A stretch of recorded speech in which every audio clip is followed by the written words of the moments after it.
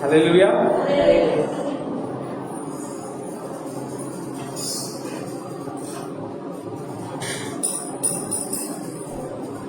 డెబ్బై 74వ పాట.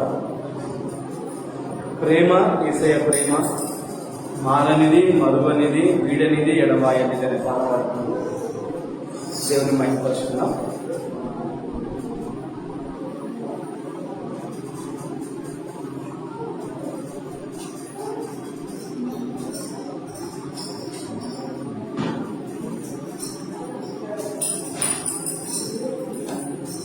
ప్రేమ యేసయ్య ప్రేమ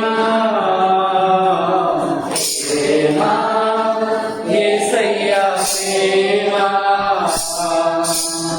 మరువనిది మరువనిది వీడనిది ఎడబాయనిది మరువనిది మరువనిది వీడనిది ఎడబాయనిది ప్రేమ యేసయ్య ప్రేమ యేసయ్య ప్రేమ తల్లి నడిచిన గాని నన్ను కరువరన్న ప్రేమ తండ్రి చేసిన గాని నన్ను విడువరన్న ప్రేమ తల్లి నడిచిన గాని నన్ను కరువరన్న ప్రేమ తండ్రి చేసిన గాని నన్ను విడువరన్న ప్రేమ తున్న ప్రేమ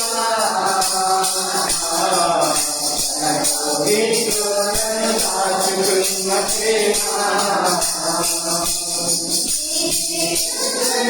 ఎత్తుకున్న ప్రేమ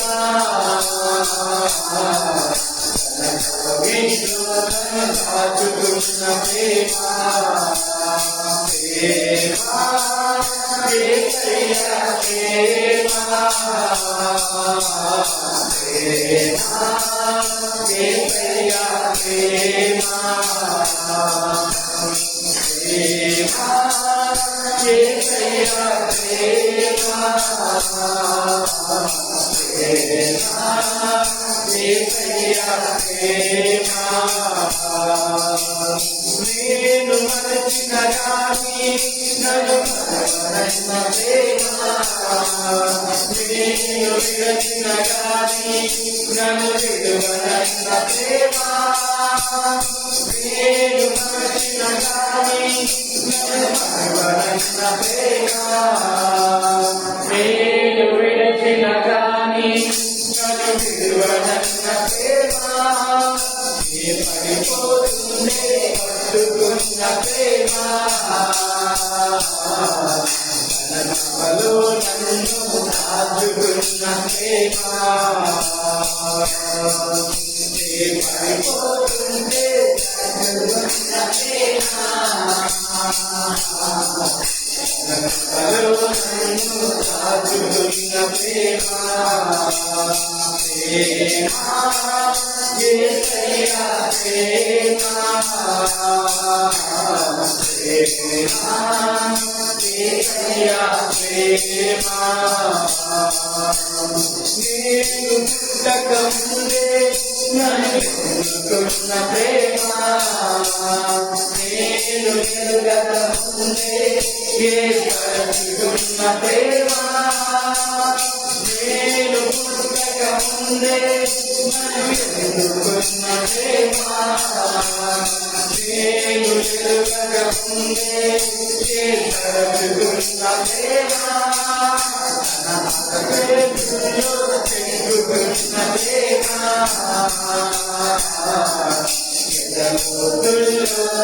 దాచుకున్న ప్రేమ తన చేతుల్లో పెట్టుకున్న ప్రేమ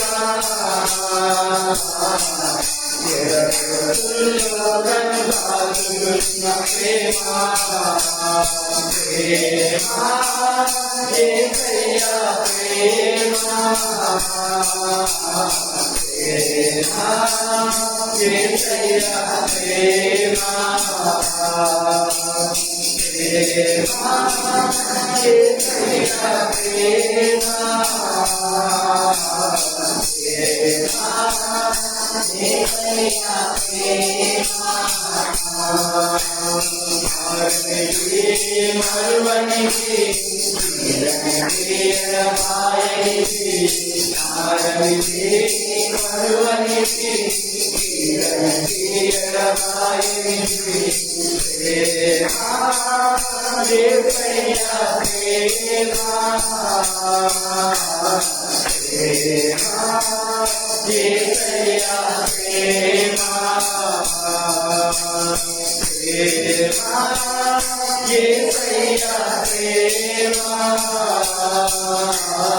ప్రేమ యేసయ్య ప్రేమ హల్లెలూయా.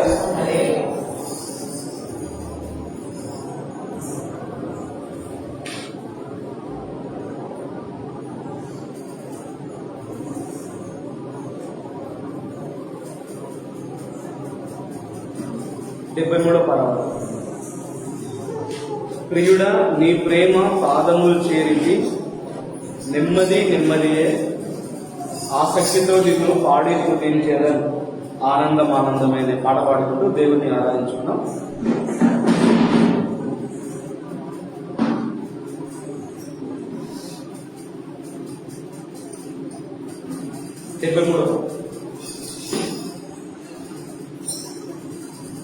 ప్రియుడా నీ ప్రేమ పాదములు చేరింది, నెమ్మది నెమ్మదియే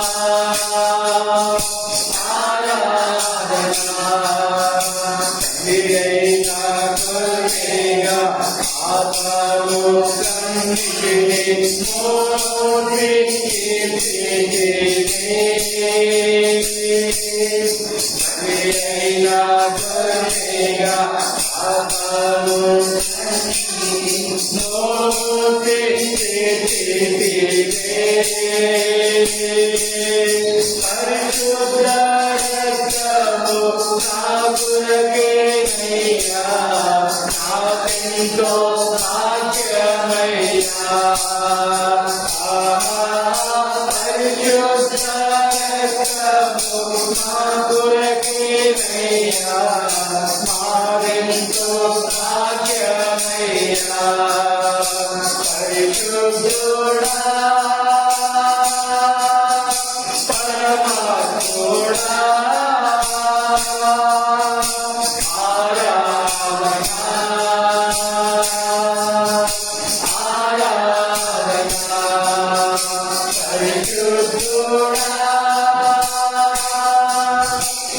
పరమాత్ముడా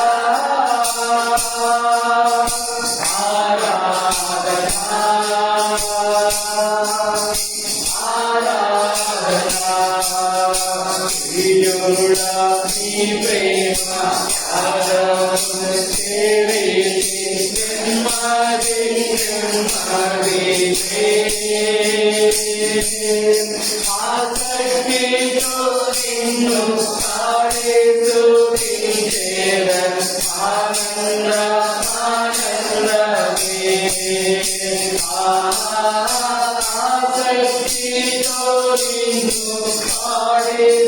నిన్ను ఆనంద ఆనందమే ఆసక్తితో నిన్ను హల్లెలూయా.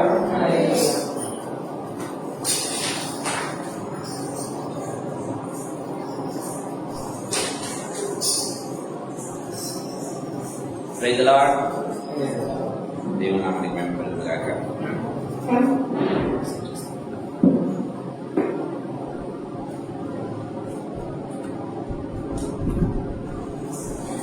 చిన్న వాక్యం చదువుదాం.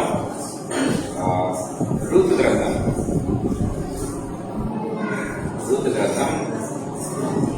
3వ అధ్యాయం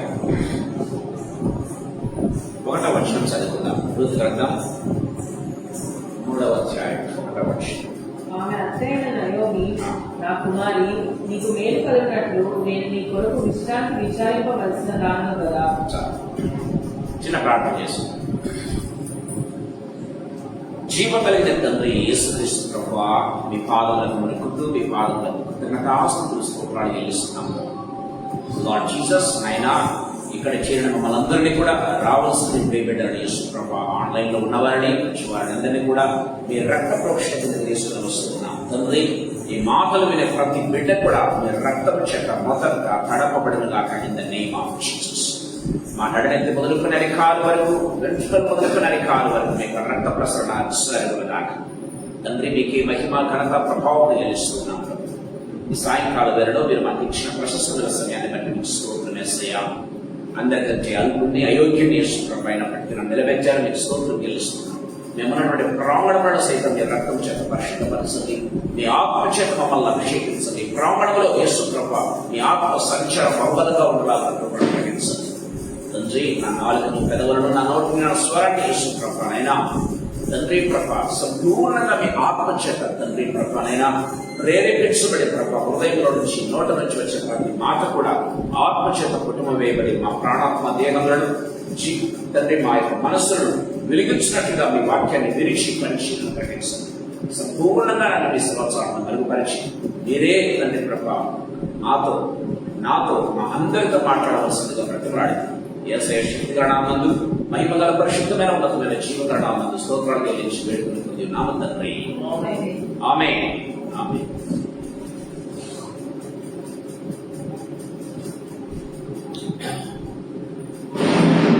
ప్రియమైన వారారా, రూతు గ్రంథాన్ని మనం ధ్యానం చేస్తున్నాం. దాదాపు ఇప్పటికి 16 వారాలు ధ్యానం చేశారు. గమనించినట్లయితే ఈ సాయంకాల సమయంలో 3వ చాప్టర్కి వచ్చాం. మొదటి అధ్యాయం దేనిగా చూస్తున్నాం? దేవుని ద హౌస్ ఆఫ్ గాడ్, దేవుని యొక్క ఇల్లు అని మనం చూసుకున్నాం. మొదటి అధ్యాయం దేవుని ఇల్లుకు సూచనగా ఉంది అని చూసుకున్నాం. 2వ అధ్యాయము ద ఫార్మ్ ఆఫ్ గాడ్, దేవుని యొక్క పొలానికి సూచనగా ఉన్నట్టుగా మనం చూసాం. సో ఈ 3వ అధ్యాయం మనం గమనించినట్లయితే దేవుని కళ్ళానికి సాదృశ్యంగా ఉంది. 4వ అధ్యాయము దేవుని కళ్యాణానికి సాదృశ్యంగా ఉంది. సో అంటే రూతు గ్రంథం గమనించినట్లయితే కంప్లీట్ బైబిల్ ఈ యొక్క రూతు గ్రంథంలో ఉన్నట్టుగా మనం చూస్తాం. Both old testament and new testament రెండు కలగలిపి ఒక సంక్షిప్త రూపంలో ఈ రూతు గ్రంథంలో రాయబడిందా పరిశుద్ధాత్మని చేత అన్నట్లుగా ఈ యొక్క గ్రంథం ఉన్నట్టుగా మనం చూస్తాం. సో దేవుని యొక్క ఇల్లు నుంచి దేవుని యొక్క కళ్ళ మనం చూసాం, దేవుని యొక్క పొలం మనం చూసాం. ఈరోజు దేవుని యొక్క పొలాన్ని గురించినటువంటి ఇంట్రొడక్షన్ మాత్రమే మీకు వారు ఆశపడుతున్నా. సో ఇది కూడా దాదాపు ఒక 4-5 వారాలు పట్టవచ్చు దేవుని యొక్క కళ్ళాన్ని గురించి ధ్యానం చేయాలంటే ప్రేమైన దేవుని బిడ్డలారా. ఈరోజు కొంచెం ఇంట్రొడక్షన్ మాత్రమే మీకు వారు ఆశపడుతున్నా. ఈ యొక్క 3వ అధ్యాయంలో మనం గమనించినట్లయితే రూతు అత్త అయినటువంటి నయోమికి ఒక చక్కటి ఆలోచన వస్తున్నట్టుగా మనం చూస్తాం. అదేంటంటే ఆమె అత్త అయిన నయోమి, నా కుమారి, నీకు మేలు కలిగినట్లు నేను నీ కొరకు విశ్రాంతి విచారింపవలసిన దానను కదా. ప్రేమైన దేవుని బిడ్డలారా, మనం గమనించినట్లయితే మన దేవుడు ఎంత గొప్ప దేవుడు అంటే మనల్ని దేవుడు అంటే దేవుని మీద నమ్మకంతో వచ్చినటువంటి ఒక వ్యక్తిని, దేవుని మీద విశ్వాసం ఉంచి వచ్చినటువంటి ఒక వ్యక్తిని విడిచిపెట్టే దేవుడు ఎంత మాత్రం కూడా కాదు. ఆ వ్యక్తిని సెటిల్ చేస్తాడు అన్న విషయాన్ని గుర్తు చేసుకోవాలి. చాలా సార్లు మనం గమనించినట్లయితే చూసాను, కొంతమంది దైవ సేవకులు కొంతమంది వాడుకుంటూ ఉంటారండి, దైవ సేవలో వాడుకుంటుంటారు. కానీ వాళ్ళను అంటే వాళ్ళ దగ్గర పనిచేసే వారిని సెటిల్మెంట్ దిశగా నడిపించారు ప్రియమైన దేవుని బిడ్డలారా.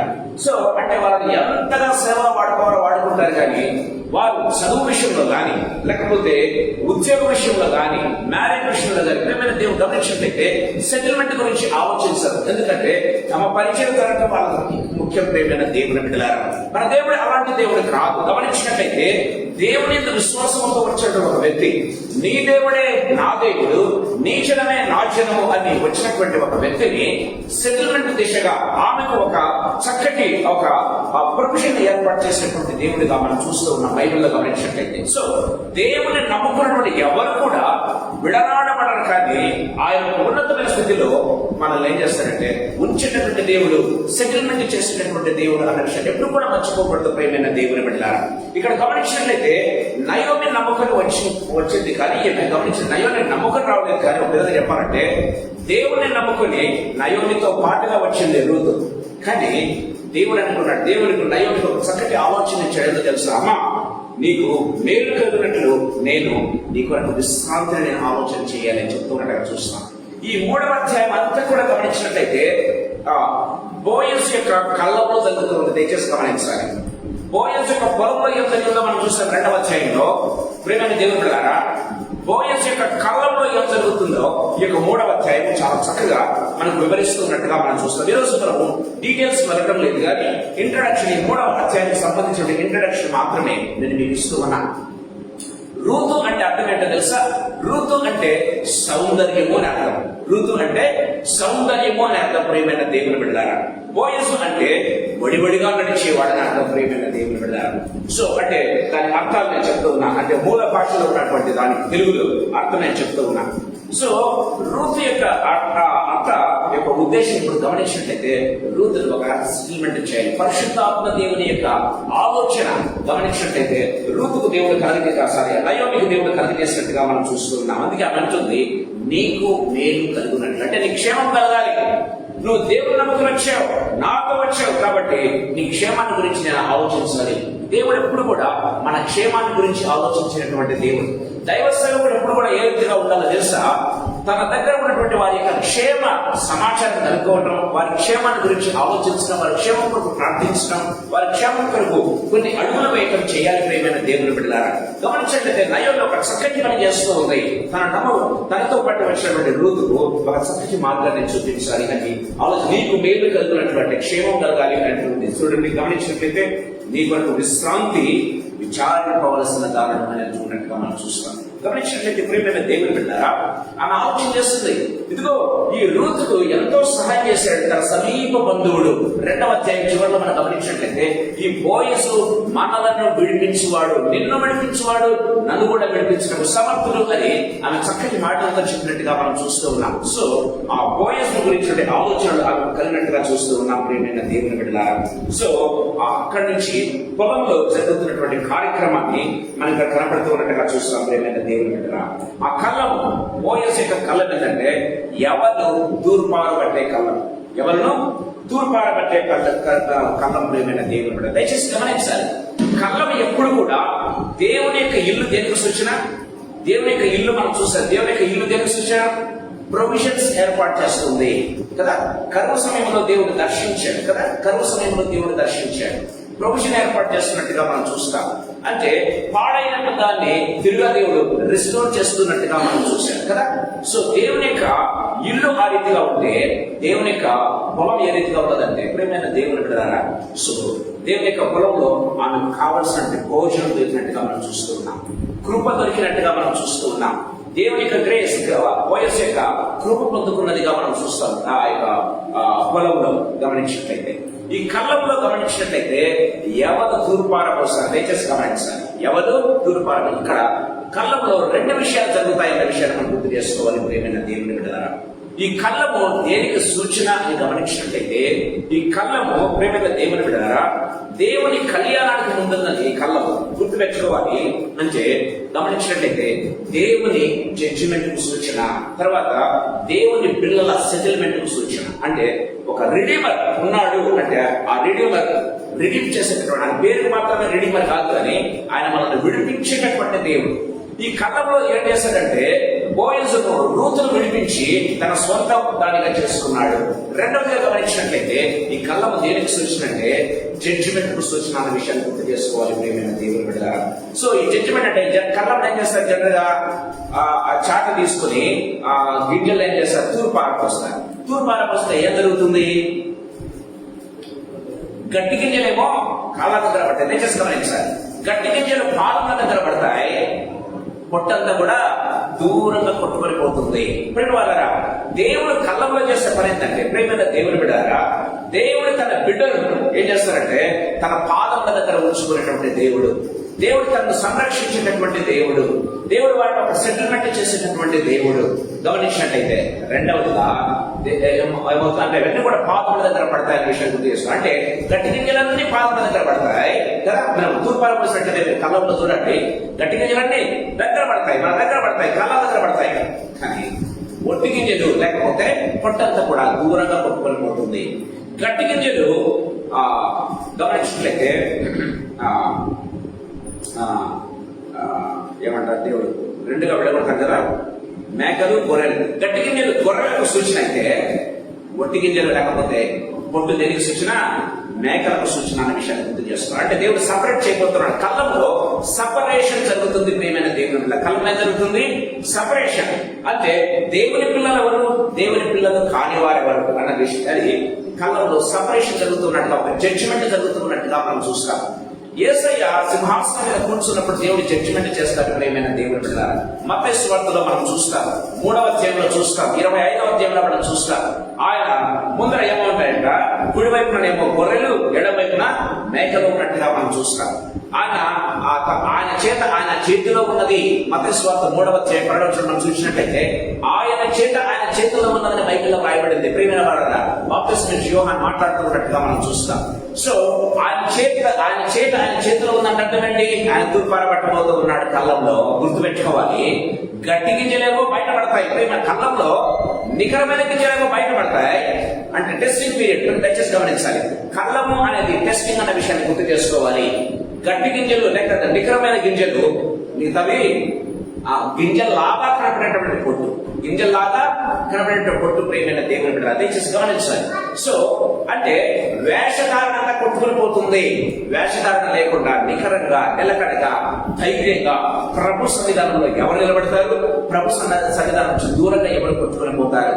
గొర్రెలు ఎవరు, మేకలు ఎవరు అనేది ఈ కళ్ళంలో తేటగా దేవుడు వేరు చేస్తాడు.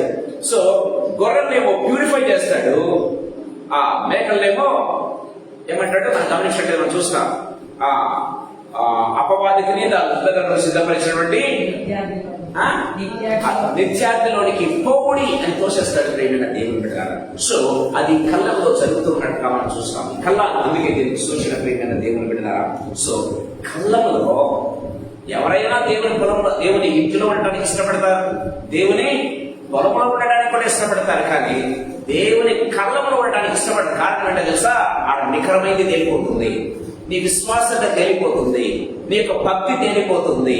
నీ యొక్క లేకపోతే నీ యొక్క దేవుని యందు నీ భక్తి ఎంతో, నీ భయం ఎంతో ఈ కళ్ళలో తేట తెలియబడిపోతుంది. ప్రియమైన దేవుని బిడ్డ, పొట్టేదో గింజేదో నికరంగా బయటపడిపోతుంది. అందుకే కళ్ళములో మనం టెస్ట్ చేయబట్టకు సిద్ధంగా ఉన్నామా లేదా, that is more important in our life. ప్రేమైన దేవుని బిడ్డలారా, అందరూ కూడా దేవుని ఆశీర్వాదాలు కావాలని కోరుకుంటారు, దేవుని ప్రొవిజన్ కావాలని కోరుకుంటారు. కానీ కళ్ళములో దేవుని ఎదుట టెస్ట్ చేయబడ్డానికి ఎంతమంది సిద్ధంగా ఉన్నారు? ప్రేమైన దేవుని బిడ్డలారా, దేవుని వాక్యం చాలా క్లియర్ గా మాట్లాడుతూ ఉంది. యోగు, ప్రేమైన దేవుని గారా, దేవుడు ఒక టెస్ట్ పెడితే యోగు నిలిచాడు. గట్టివాడు గట్టి గింజలు తీర్చుకున్నాడు. ప్రేమైన దేవుని బిడ్డలారా, దేవుడు తీర్చేస్తాడు. చూసావా నా ప్రియ బిడ్డను, చూసావా అని దేవుడు మాట్లాడుతూ ఉన్నట్టుగా మనం చూస్తాం.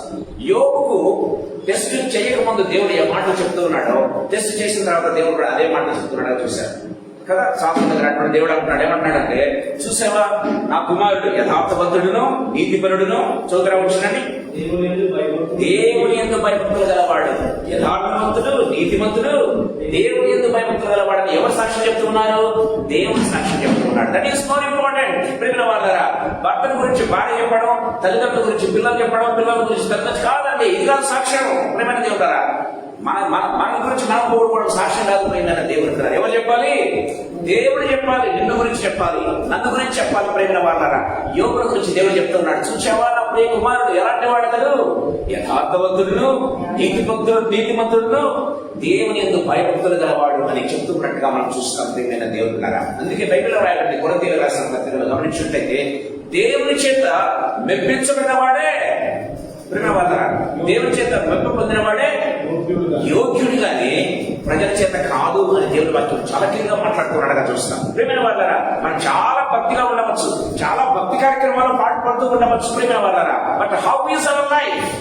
దేవుడు మన అంతరంగాలు చూసినటువంటి దేవుడు, మన రహస్య ప్రాంతాలు చూసినటువంటి దేవుడు, మన యొక్క ఆలోచనలు కూడా ఆయన పరిశీలించేటటువంటి దేవుడు అన్న విషయాన్ని మనం గుర్తు చేసుకోవాలి. ప్రేమ వాళ్ళు అవన్నీ ఎక్కడ బయటపడతాయి తెలుసా? దేవుని కళ్ళంలో బయటపడతాయి. దేవుని కళ్ళంలో ఆయన తూర్పార పట్టేటప్పుడు బయటపడతాయి. యోగుడు తూర్పార పడితే గింజ ఎక్కడ పడింది? దేవుని పాదాల దగ్గర పడింది. ప్రేమైన దేవుని బిడ్డలారా, అందుకే దేవుడు ఏమన్నాడు తెలుసా? యోగు యొక్క ఫ్రెండ్స్ అందరినీ కూడా దేవుడు తృణీకరించాడు. మీరు యోగు దగ్గరికి వెళ్ళండి, యోగు ప్రార్థిస్తేనే మిమ్మల్ని బాగు చేస్తారన్నాడు. ప్రియమైన దేవుని బిడ్డలారా, దేవుని వాక్యం చాలా క్లియర్గా మనతో మాట్లాడుతున్నట్టుగా చూస్తాం. కళ్ళం చాలా ఇంపార్టెంట్ అండి. ఈ కళ్ళాన్ని దాటుకోకుండా కళ్యాణంలో మనం పార్టిసిపేట్ చేయడం అన్న విషయాన్ని గుర్తు చేసుకోవాలి. నెక్స్ట్ చాప్టర్ ఏంటి? కళ్యాణం, దేవుని కళ్యాణం, దేవుని యొక్క పెళ్లి మీద. ప్రేమైన దేవుని బిడ్డలారా, ఈ కళ్ళాన్ని ఫేస్ చేయకుండా, ఈ కళ్ళ ద్వారా వెళ్ళకుండా దేవుని యొక్క కళ్యాణంలో ఎవరు కూడా, దేవుని యొక్క విందులో ఎవరు కూడా పార్టిసిపేట్ చేయలేదంటే దేవుని వాక్యం చాలా క్లియర్ గా మాట్లాడుతున్నాడు. ఎందుకంటే ఇక్కడనే ఏమవుతుంది?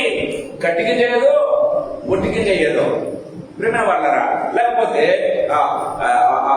గోధుమ గింజలు ఏవో, పొట్టి ఏదో తేలిపోతుంది, గొర్రె ఏదో, మేక ఏదో తేలిపోతుంది. ప్రేమ వాళ్ళరా, వైపు ఉండేవారెవరో, ఎడవైపు ఉండేవారు తేలిపోతుంది. ఎక్కడ?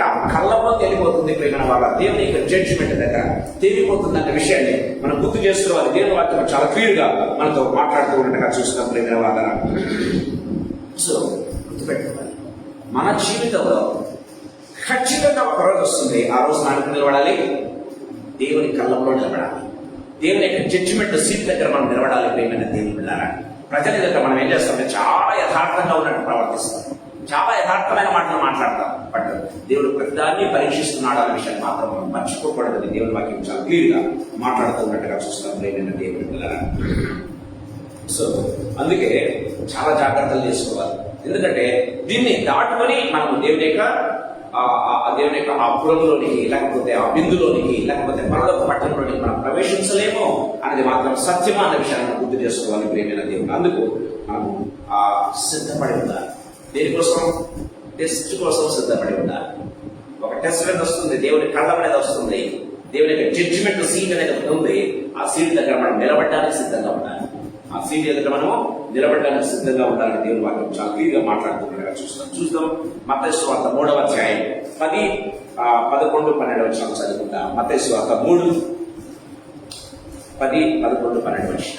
ఇప్పుడే గుడ్డలి చెట్ల వేరున ఉంచబడి ఇప్పుడే గుడ్డలి చెట్ల వేరున ఉంచబడి ఉన్నది కనుక మంచి ఫలము ఫలింపని ప్రతి చెట్టును మంచి ఫలము ఫలించని ప్రతి చెట్టును నరకబడి అగ్నిలో వేయబడును. మారుమనసు నిమిత్తము నేను నీళ్ళలో మీకు బాప్తిసం ఇస్తున్నాను.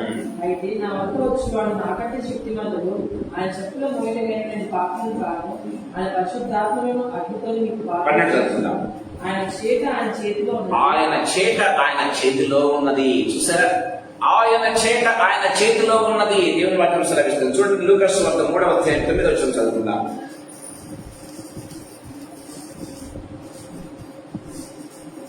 ఇప్పుడే గుడ్డలి చెట్ల వేరున ఉంచబడినది కనుక మంచి ఫలం ఫలించిన ప్రతి చెట్టును నరకబడి మంచి ఫలం ఫలించని ప్రతి చెట్టును నరకబడి అగ్నిలో వేయబడును. చూసారా ప్రియమైన దేవుని బిడ్డలారా, సో రక్షించబడ్డాం, దేవుని చేత పోషించబడుతున్నాం, మంచిది.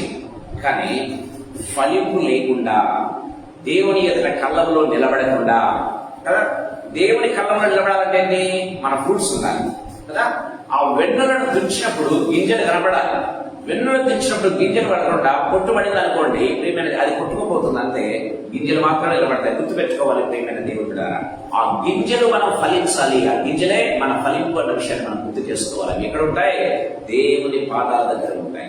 తూర్పారబట్టినప్పుడు చాట్ తీసుకునే ఒక మనిషి తూర్పారబట్టినప్పుడు గట్టి గింజలు ఏదైతే పాత్రలపై పడతాయో ఆ రీతిగా యేసు ప్రభు ఆయన కళ్ళంలో తూర్పారబట్టినప్పుడు ఆయన భక్తులందరూ నిజమైన భక్తులు, ప్రియమైన దేవుని బిడ్డలారా, ఆయన చేత మెప్పింపబడినటువంటి, లేకపోతే ఆయన చేత బలానమ్మకమైన నా మంచి దాసుడా, నా మంచి దాసురాలా అన్నటువంటి వారు ఎక్కడ ఉంటారు? ఆయన పాదముల దగ్గర పడతారు, మిగతా వాళ్ళు పట్టుకుపోతారు. అందుకే ప్రియమైన దేవుని బిడ్డలారా, దేవుని వాక్యం సెలవిస్తుంది.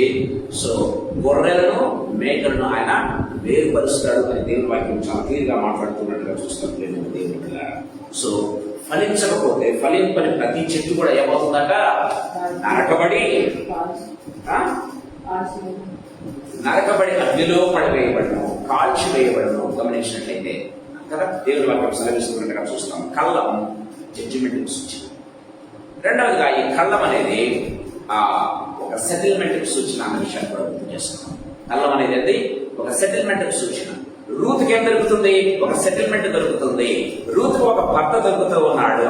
రూత్ కంటే ఒక కుటుంబం తయారవుతుంది కదా. రూత్ కంటే ఒక పెళ్లి కుమారుడు ఉన్నాడు. దయచేసి గమనించాలి ప్రియమైన దేవుని బిడ్డలారా, ఈ గింజ దేనికి సదృశ్యం? రూత్ టెస్ట్ లో నిలబడింది. దయచేసి గమనించాలి. బోయస్ పెట్టే టెస్ట్ లో రూత్ నిలబడింది. గమనించినట్లయితే ఆ రూత్ ఒక భర్త దొరుకుతూ ఉన్నాడు. ఆ రూత్ ఒక కుటుంబం దొరుకుతూ ఉంది. ఆ రూత్ ఇంకా మనం గమనించిన 4వ అధ్యాయంలో పిల్లలు కూడా పడుతున్నట్టుగా చూస్తాం. కుటుంబం విస్తరిస్తూ ఉన్నటువంటి కుటుంబంగా మనం చూస్తూ ఉన్నాం. అంటే ఆశీర్వదించబడినటువంటి కుటుంబంగా మనం చూస్తూ ఉన్నాం ప్రియమైన దేవుని బిడ్డలారా. సో నిజాలు తెలిసేది ఎక్కడ? కళ్ళం అనేది గుర్తుపెట్టుకోవాలి. మన నిజాలు తెలిసేది ప్రియమైన వాళ్ళ, మంచి చెడ్డలను తెలిపేది ఈ కళ్ళము అన్న విషయాన్ని గుర్తు చేసుకోవాలి ప్రేమ వాళ్ళ. సో పొలంలో కాదు కానీ ప్రియమైన వాళ్ళ, పంటలో కాదు, ఎక్కడ? కళ్ళంలో మన పరిస్థితి బయటపడుతుంది అని దేవుని వాక్యం చాలా క్లియర్ గా మాట్లాడుతున్నాను. మనం చూస్తాం. ఈ కళ్ళాన్ని దేవుడు శుభ్రపరిచేటటువంటి దేవుడు. ఓకే, గమనించినట్లయితే దేవుని పాదాల చెందుతున్నటువంటి గింజలను దేవుడు చేసినట్టు అవన్నీ కూడా ఎక్కడ భయపడతాయి? అవన్నీ కూడా ఒక మంచి గింజలు ఏం చేస్తారు? యాక్చువల్గా రైతులు ఏం చేస్తారు? మంచి గింజలు ఏం చేస్తారు? ఇంతకుముందు గురుజులు ఉండేవి, దాన్ని ఏమంటారు? గాజలు అంటారు కదా. గాజల్లో పోసిపెట్టి భద్రపరుస్తారు. ప్రేమ వాళ్ళారా, ఆకలి ఉన్నప్పుడు ఆకలి తీర్చడానికి వాటిని భద్రపరుస్తారు. గమనించినట్లయితే యోసేపు పండిన ధాన్యం అంతా కూడా గాజల్లో దాచిపెట్టాడంట. దేనికోసం? నెక్స్ట్ 7 ఏళ్ళు ఏమవుతుంది? కరువు రాబోతా ఉంది. ఆ కరువు ప్రాంతంలో ఇది మన ఆకలిని తీర్చేది అని చెప్పేసి ప్రియమైన దేవుని బిడ్డలారా, ఆ ధాన్యం ఏం చేస్తుందంటే ఆకలి ఉన్న వారికి ఆకలిని తీరుస్తుంది, అవసరతలో ఉన్న వారికి అవసరత తీరుస్తుంది. ప్రియమైన దేవుని బిడ్డలారా, దేవుని వాక్యం చాలా క్లియర్ గా మనతో మాట్లాడుతున్నట్టుగా చూస్తుంది. ఇక్కడ బోయస్ యేసయ్యకు గుర్తుగా ఉన్నాడు. ఈ కళ్ళము దేవుని యొక్క జడ్జిమెంట్ సూచనగా ఉంటున్నట్టుగా మనం చూస్తాం. గింజలు టెస్ట్ లో పాస్ అయినటువంటి వారికి, లేకపోతే రూతు సాదృశ్యంగా ఉన్నట్టుగా మనం చూస్తాం. ప్రియమైన దేవుని బిడ్డలారా, ఇంకా కొట్టుకొని పోయేవన్నీ కూడా అవన్నీ కూడా వీగిపోతూ ఉన్నట్టుగా, ఓడిపోతూ ఉన్నట్టుగా మనం చూస్తాం. ప్రియమైన దేవుని బిడ్డలారా, దేవుని వాక్యం చాలా క్లియర్గా మాట్లాడుతున్నట్టుగా మనం చూస్తాం. ఈ సాయంకాల సమయంలో ప్రభు మనతో మాట్లాడుతున్నాడు. మన జీవితంలో ఈ కళ్ళంలో జరిగేటువంటి పరిస్థితులను ముఖ్యంగా 5 సెక్షన్స్ నేను చేయాలని ఆశపడుతున్నాను. ఒక్కొక్క సెక్షన్ గురించి మనము నెక్స్ట్ వీక్ గురించి మనం ధ్యానం చేసుకుందాం. మనం గమనించినట్లయితే గింజలేమో పొట్టులో చేర్చబడతాయి, పొట్టును అగ్నితో కాల్చివేస్తాయి. గింజలు పొట్టులో చేర్చబడతాయి, ఆ పొట్టంతా కూడా అగ్నితో కాల్చబడుతుంది అన్న విషయాన్ని మనం గుర్తు చేసుకోవాలి. ప్రేమైన దేవుని బిడ్డలారా, సో గమనించాలి, దయచేసి గమనించండి. ఆదికాండం 41వ అధ్యాయం 47-48 వచనం చదువుతున్నా. ఆదికాండం 41వ అధ్యాయం 47 నుంచి 47-48 వచ్చిన. సమృద్ధిగా పంట పడిన 7 సంవత్సరములలో సమృద్ధిగా పంట పడిన 7 సంవత్సరములలో భూమి బహు విరివిగా పండెను. భూమి బహు విరివిగా పండెను. ఐగుప్తు దేశమందున 7 సంవత్సరాల ఆహారం అంతయు అతడు సమకూర్చి ఆయా పట్టణంలో దాన్ని నిల్వ చేసెను. ఆయా పట్టణంలో పొట్టులో దాన్ని నిల్వ చేసెను. ఏ పట్టణం చుట్టూ పొలం యొక్క ధాన్యము ఆ పట్టణమంతా నిల్వ చేశాను. సో నిల్వ చేస్తున్నట్టుగా మనం చూస్తాం. అంటే గట్టి గింజలన్నీ కూడా పంట పండినటువంటి ఫ్రూట్స్ అంతా కూడా నిల్వ చేస్తున్నాను. ఎందుకంటే అవసరమైన సమయంలో ఆహారాన్ని, అవసరమైన సమయంలో ఆకలి తీర్చేదానికి, అవసరం తీర్చేదానికి ప్రియమైన దేవుని బిడ్డలారా, సో అక్కడిక్కడ తిరగకుండా ఏ పట్టణంలో ఆ పట్టణంలోనే నిల్వ చేశారంట. ఎక్కడికి వెళ్ళాల్సిన అవసరం లేదు. అంతటి అంటే ఒక 7 సంవత్సరాలకు కావలసినటువంటి ఆ ప్రణాళిక యోసేపు సిద్ధపరిచాడు. 7 అంటే దేనికి సాదృశ్యం తెలుసా? సంపూర్ణకు సాదృశ్యం. యేసు ప్రభు నీ కోసం, నా కోసం ఒక సంపూర్ణమైనటువంటి జీవితం. ఇప్పుడు మనం జీవించేది టెంపరరీ జీవితం.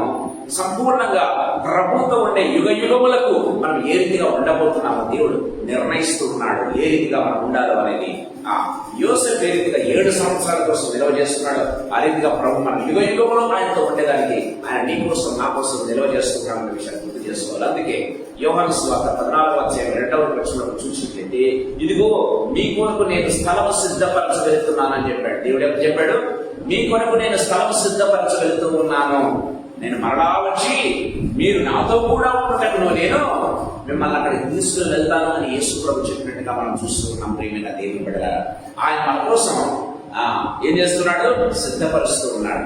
ఆయన మన కోసం సిద్ధపరుస్తూ ఉన్నాడు. ప్రియమైన దేవుని బిడ్డలారా, గుర్తుపెట్టుకోవాలి, ఆయన మన కోసం అంటే యోసేపు 7 సంవత్సరాలు ఏ రీతిగా కరువు దినాల్లో ఏ రీతిగా జనముల అవసరత తీర్చేదానికి, కడుపు తీర్చేదానికి ఏ రీతిగా ఏర్పాటు చేస్తున్నాడు, ప్రొవిజన్ ఏర్పాటు చేస్తున్నాడో అలాంటి కృప, అంతకంటే గొప్ప సేవనంటే సంపూర్ణ యుగయుగములు ప్రభుత్వం ఉండేదానికి నీ కోసం, నా కోసం దేవుడు ఏం చేస్తున్నాడు? పరలోకంలో సిద్ధపరుస్తూ ఉన్నాడు అన్న విషయాన్ని గుర్తు చేసుకోవాలి. ఆయన సిద్ధపరుస్తూ ఉన్నాడు. మన జీవితాల్లో పరీక్ష చేసుకోవాలి. ప్రేమ దేవుని బిడ్డలారా, సో ఈ 3వ అధ్యాయం అంతా కూడా గమనించినట్లయితే దేవుని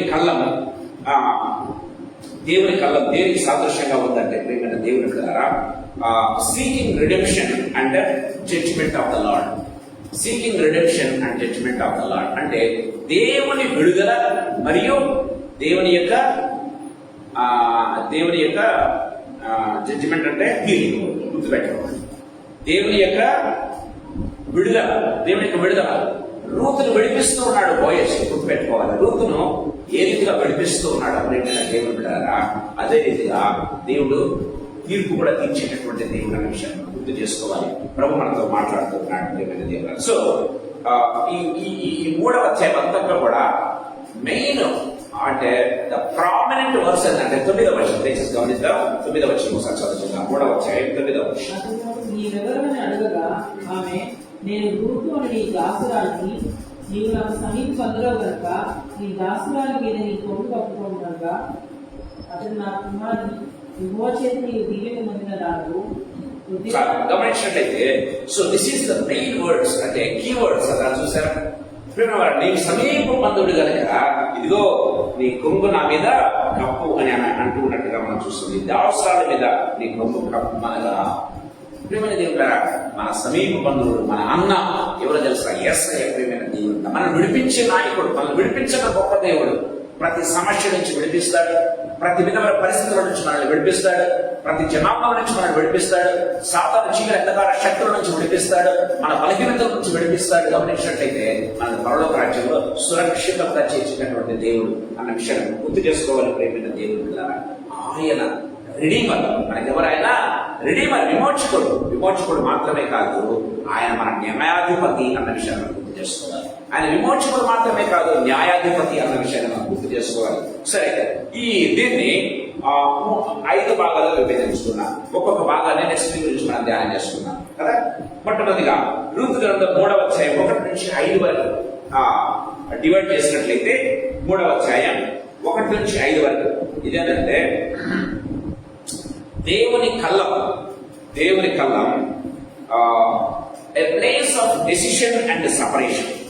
ఏ place of decision and separation అంటే ఏంటి?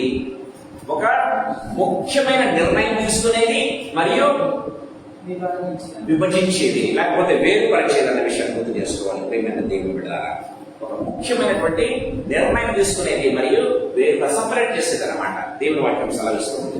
రెండవది గమనించినట్లయితే రూతు గ్రంథం 3వ అధ్యాయం 6-7 వచనాలు ఒక సెక్షన్ గా మనం తీసుకున్నట్లయితే, so A place of first గమనించినట్లయితే ఏ ప్లేస్ ఆఫ్ డెసిషన్ మాత్రమే ఉంది. డెసిషన్ మాత్రం తీసుకుందాం. ఏ ప్లేస్ ఆఫ్ డెసిషన్, ఒక నిర్ణయం తీసుకునేది. రెండవదిగా గమనించినట్లయితే a place of refining and separation. A place of refining and separation అంటే అర్థం ఏంటో తెలుసా?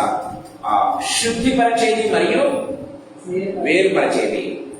దేవుని కళ్ళ పెట్టి శుద్ధి చేస్తుంది మరియు వేరుపరుస్తుంది. మొట్టమొదటిగా ఏంటి? నిర్ణయం తీసుకుంటుంది దేవుని కళ్ళలో.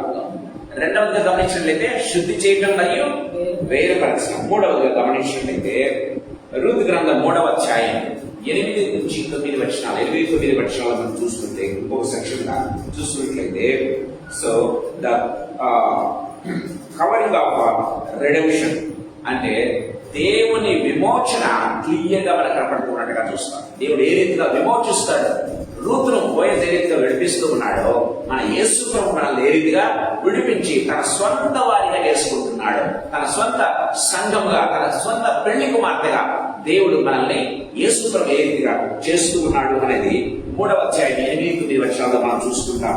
4వ సెక్షన్ లో మనం గమనించినట్లయితే రూతు గ్రంథం 3వ అధ్యాయం 10 నుంచి 13 వరకు చూసుకోవచ్చు. రూతు గ్రంథం 3వ అధ్యాయం 10 నుంచి 13 వచనం ఏంటంటే the promise of redemption and righteousness. విమోచకుని నీతితో కూడిన వాగ్దానం. విధంగా చెప్పాలంటే విమోచకుని యొక్క నీతితో కూడినటువంటి వాగ్దానం. ప్రియమైన దేవుడు నీకు నాకు ఇస్తూ ఉన్నాడు అన్న విషయాన్ని మనం గుర్తు చేసుకోవాలి. చివరి భాగాన్ని మనం గమనించినట్లయితే ప్రియమైన భాగాగా, సో 5వ భాగం రూతు గ్రంథం 3వ అధ్యాయం 14 నుంచి 18 వరకు సెక్షన్ మనం గమనించుకున్నట్లయితే resetting in the redeemer's faithfulness అంటే విమోచకుని యొక్క విశ్వసనీయత. విమోచన అంటే మన దేవుడు ఏం చెప్తాడో అది చేసినటువంటి దేవుడు. ప్రేమైన దేవుడు మన విమోచకుని యొక్క విశ్వసనీయత అని చెప్పుకోవచ్చు. ప్రేమైన దేవుడు మన దేవుడు ఎంత విశ్వసనీయత గలవాడో, ఎంత నమ్మదగినట్టు వాడో.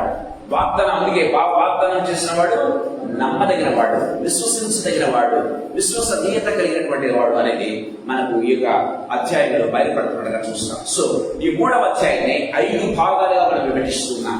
ఒక్కొక్క భాగాల గురించి మనం నెక్స్ట్ వీక్ ధ్యానం చేసుకుందాం. నేను ముగిస్తున్నాను ప్రియమైన దేవుని బిడ్డలారా.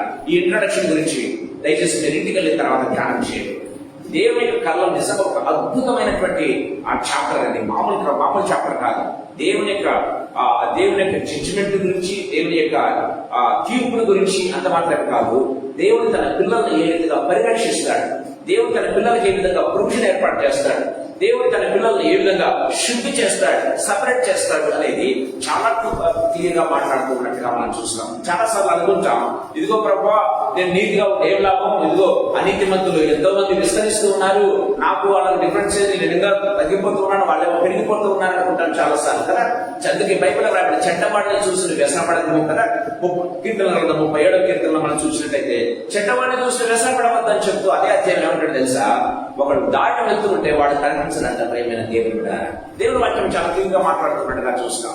వాడు మొలిచెట్టుగా ఉంటాడు, విస్తరించినట్టుగా పడతాడు, కానీ ఒకడు వెళ్ళి వెలిగితే కూడా వాడు కనిపించడంట. ప్రేమైన దేవుడు ఆ రీతిగా ఉంటారు అని దేవుడి వాక్యం చాలా క్లియర్ గా మనతో మాట్లాడుతున్నట్టుగా మనం చూస్తాం. ఈ సాయంకాల సమయంలో ప్రభు మనతో మాట్లాడుతున్నాడు. దేవుని కళ్ళం చాలా ఇంపార్టెంట్. ఎందుకంటే ప్రతి ఒక్కరు కూడా ఈ కళ్ళ ద్వారా వెళ్లాల్సిందే. ప్రతి ఒక్కరు కూడా దేవుని యొక్క ప్రొవిజన్ తీసుకోవాల్సిందే. దేవుని యొక్క జడ్జిమెంట్ ను ఫేస్ చేయాల్సిందే. దేవుని వాక్యం చాలా క్లియర్ గా మనతో మాట్లాడుతున్నట్టుగా చూస్తాం. సాయంకాల సమయంలో ఈ చిన్న ఇంట్రడక్షన్ దేవుడు మనకి ఇస్తూ ఉండగా నెక్స్ట్ వీక్ నుంచి మనం సిద్ధపడదాం. దేవా నాతో మాట్లాడే ప్రభు అంటే ఒక్కొక్క వారం వీలైతే ఒక వారం ఒక సెక్షన్ మనం ధ్యానం చేసుకుందాం. సో దేవుడు ఒక్కొక్క సెక్షన్ ద్వారా ప్రభు నీతో నాతో మాట్లాడుతున్నాక తరలి వచ్చుకుందాం, ప్రార్థన చేసుకుందాం.